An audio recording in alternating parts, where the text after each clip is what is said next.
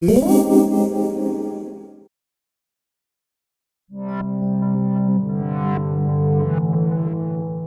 back to Fast Gadgets.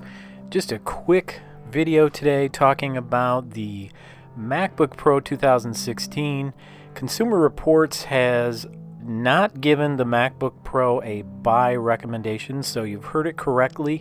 If you are in the market for a new system and you were thinking about the MacBook Pro 2016, Consumer Reports says that you should consider it a pass and wait until some issues are resolved with the battery. So Consumer Reports did a variety of tests and they found that the display quality and the performance were excellent, and it was something that would definitely hold up to average use by a user and even some more heavy-duty use from professionals. But the problem was that battery life in all three models, including the MacBook Pro without the Touch Bar, the 13-inch MacBook Pro with Touch Bar, and the 15-inch MacBook Pro with Touch Bar, had widely varying scores on the battery life. So Apple says that battery life should last 10 hours between charges, but consumers in the Apple support forums were complaining quite a bit that their laptops were only lasting 3 to 4 hours before the battery ran down. And it is possible that Apple will be able to release some type of update, or probably a firmware update for the battery. Now, some of the newer computers, actually many of them, now come with their own firmware that can be updated just like the firmware is in a computer.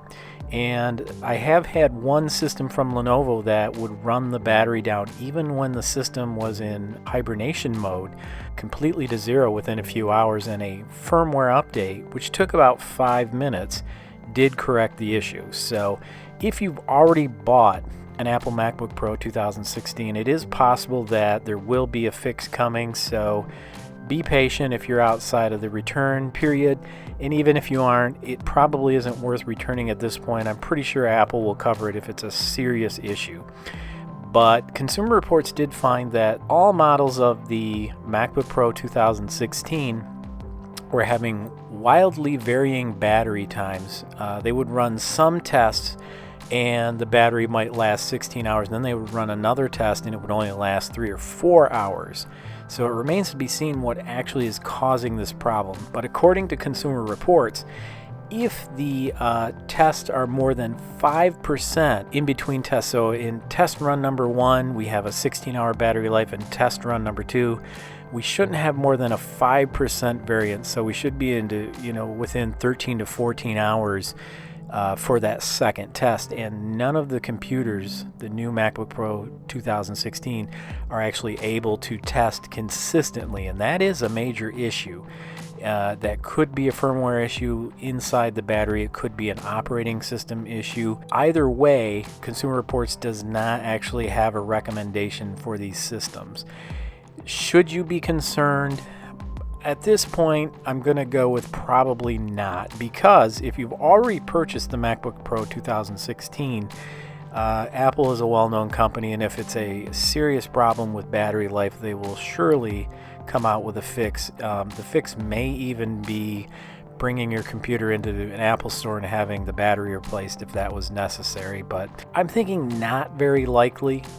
If you are considering purchasing it, I would say wait a while. Later runs of the MacBook Pro, kind of like with the MacBook Pro, the MacBook 2015, hardware-wise became even better with the MacBook 2016. So it is possible maybe mid-season, maybe the second or third quarter of this year, there will be updates and refreshes to the MacBook Pro 2016 lineup that may be far better than this current first model. So if you're looking for a system, possibly consider something else. Now, there are other systems from Apple that are available. You can consider the MacBook Pro 2015 or one of the other models, even a MacBook Air if it's something that interests you. But do keep in mind that the screen is not a Retina on the MacBook Air, so it is a little bit different. But they do have i5 systems in the MacBook Air and in the MacBook Pro 2015, but both would be earlier previous model editions of the i5 and i7 processors in that case.